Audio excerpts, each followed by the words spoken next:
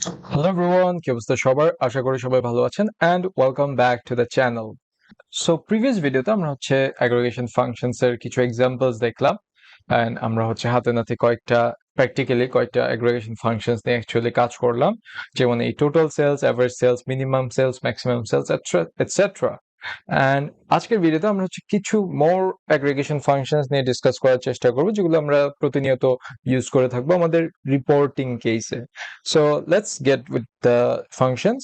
So suppose আমাদের max মিন অ্যাভারেজের পাশাপাশি কিন্তু আমাদের মাঝে মাঝে কাউন্টও করা লাগতে পারে। লাইক সাপোজ আমাকে কেউ জানতে চাইছে যে আমাদের এখানে ইন্ডিভিজুয়াল যেসব কাস্টমার আছে, এখানে সেলস তো আমি দিছি, কিন্তু আমার অ্যাকচুয়ালি কয়টা ট্রানজাকশন হয়েছে বা কয়টা টোটাল প্রোডাক্ট আসলে সেল হয়েছে। সো সেই ক্ষেত্রে যদি আমরা এমন কিছু বের করতে চাই, সেক্ষেত্রে আমরা হচ্ছে এমন একটা ফাংশন, অ্যাগ্রিগেশন ফাংশন ইউজ করতে পারি, যেটার নাম হলো কাউন্ট।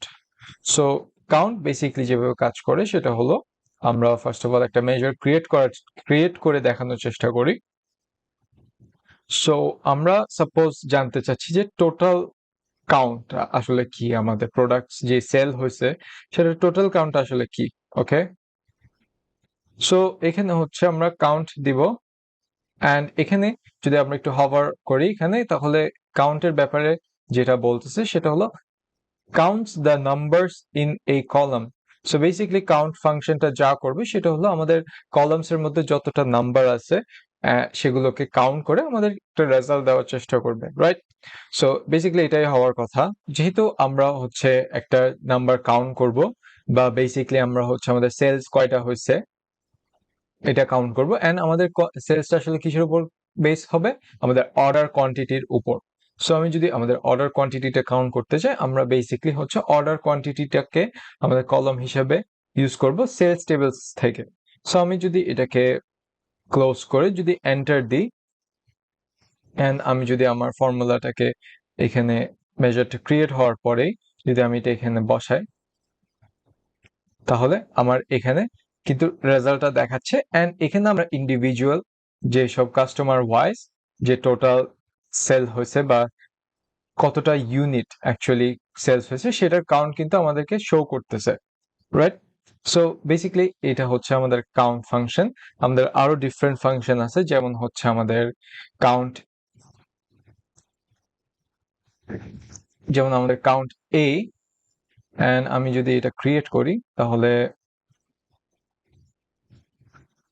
বেসিক্যালি কাউন্ট এ ফাংড, এন্ড বেসিক্যালি এটা যেভাবে করে সেটা হচ্ছে জাস্ট কাউন্ট এর বদলে কাউন্ট এ দিয়ে আমরা হচ্ছে জাস্ট অর্ডার কোয়ান্টিটিটা বসিয়ে দিব।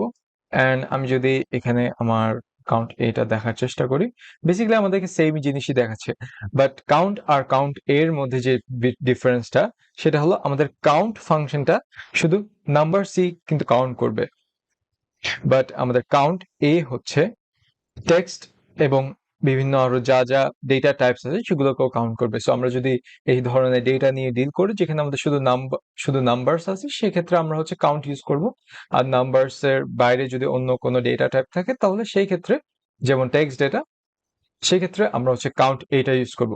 আমাদের আরেকটা কাউন্ট রিলেটেড ফাংশন আছে, সেটা হলো আমাদের count rose. And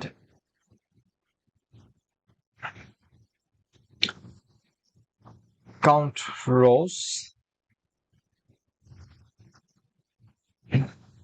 rose example, and basically এটা হচ্ছে কাউন্ট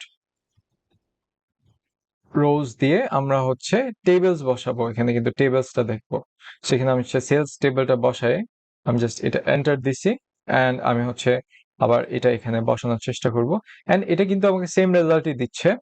বাট এখানে আমরা কাউন্ট বা কাউন্ট এর কম্প্যারিজনে কিন্তু আমরা মূলত কাউন্ট রোজটাকে মূলত প্রিফার করব, কারণ কাউন্ট রোজ যেটা করে সেটা হচ্ছে এটা রিমেইনিং টেবিল।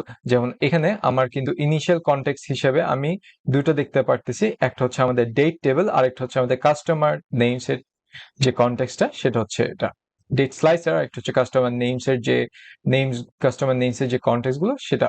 এন্ড ওটার উপর বেস করে যে রিমেইনিং আমাদের ডেটা থাকবে ইনিশিয়াল কনটেক্সটের উপর বেস করে, সেখানে যতগুলো রো আছে বেসিক্যালি সেই রো গুলোকে কাউন্ট করে কিন্তু আমাদের কাউন্ট রোস ফাংশনটা আমাদের রেজাল্ট দিবে। সো বেসিক্যালি আমরা এই রেজাল্টটা যেটা দেখতেছি সেটা মূলত এটাই করছে যে স্লাইসারটা আর কাস্টমার নেমস এর কনটেক্সট দেওয়ার পরে আমাদের যতগুলো রিমেনিং রো আছে সেগুলোর একটা কাউন্ট ভার্সন আমাদেরকে এখানে রেজাল্ট হিসেবে দেখাচ্ছে।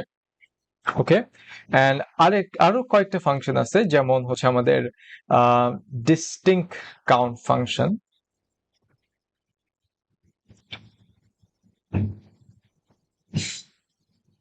distinct count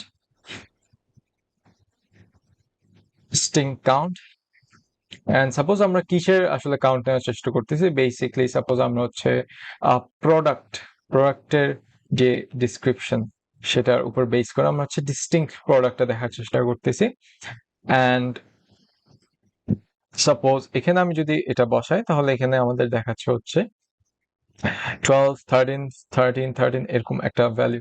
সো কাউন্ট আর ডিস্টিংক্ট কাউন্টের মধ্যে পার্থক্য হচ্ছে আমার একটা কাস্টমার কিন্তু একটা প্রোডাক্ট বারবার নিতে পারে, সো সেই ক্ষেত্রে আমাদের কাউন্টটা কিন্তু ডিফারেন্ট হতে পারে। বাট ডিস্টিংক্ট কাউন্টের ক্ষেত্রে হচ্ছে যে ইউনিক প্রোডাক্ট এখানে কিন্তু আমাদের যে ডুপ্লিকেশন বা যে কোনো ধরনের ডাবল ভ্যালু সেগুলো কিন্তু ইগনোর করতেছি, এন্ড যে ইউনিক প্রোডাক্টটা সে নিছিল সেটা একটা কাউন্ট দিচ্ছে। সো এই কাস্টমারটা হচ্ছে ইউনিক 12টা প্রোডাক্ট নিছে, এন্ড আমরা যদি টোটাল কয়টা এরকম প্রোডাক্ট নিচ্ছে সেটা যদি হিসাব করি তাহলে হচ্ছে 77, বাট ডিস্টিংক্ট কাউন্ট হিসাব করলে সেটা হচ্ছে 12। এন্ড আরেকটা লাস্ট যে কাউন্ট ফাংশন সেটা হলো আমাদের কাউন্ট ব্ল্যাঙ্ক। এন্ড বেসিক্যালি এই ব্ল্যাঙ্কটা যেটা করে সেটা হলো it counts the number of a blank in এই কলাম।